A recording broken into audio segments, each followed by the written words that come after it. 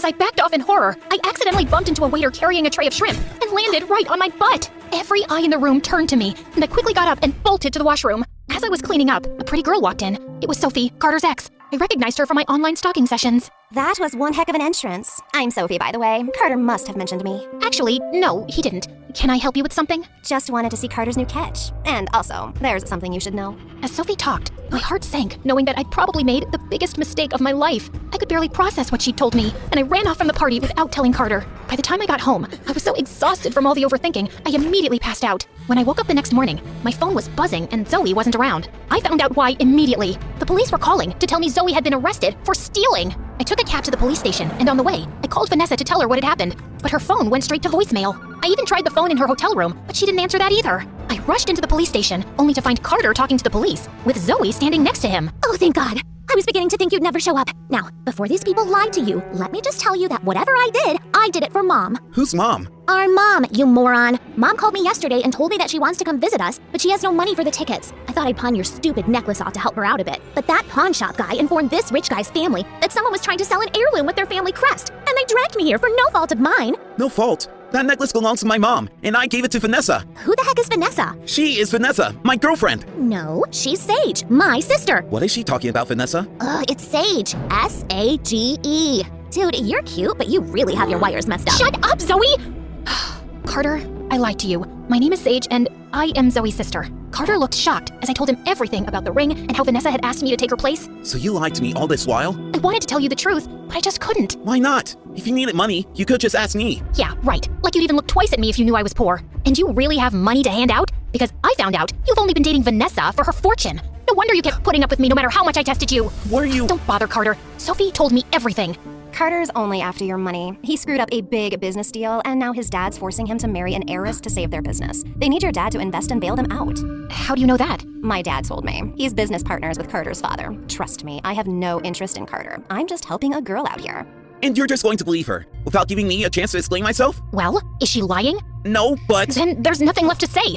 Look, Carter, we both lied and we're both wrong. The only difference is that I lied for my family and you lied out of greed. And I agree that there were moments where I got carried away. But now I'm back to reality. I'm pretty sure you don't care about me much. But if you do, even a little, please drop the charges against my sister. She's the only family I've got. I must have struck a chord with Carter because he took back his complaint and Zoe was released soon after. But the news of her arrest reached the resort manager and we were both fired on the spot, which was fine. I was done with that place anyway. Zoe and I moved to a small apartment and decided to start our life from scratch. We found jobs at cafes and this time, Zoe stuck to her promise to work hard. She seemed to be actually sorry for all the trouble she'd caused me. And while it was difficult to not think about Carter, I had to push him out of my mind and move on with my life. Then a week later, I was leaving for work when I found Vanessa standing at my door. What are you doing here? The night you were at Carter's place, my dad showed up and told me he didn't want me to see Carter anymore. He didn't give me a reason, except that he didn't trust Carter's dad, and that he was okay with my relationship with Jean-Pierre, and just wanted me to come home. That's a relief. Congratulations. Anything else? Here's your $500,000. I'm a woman of my word. I didn't exactly do the job, and I don't want money for tricking someone. It didn't bother you before.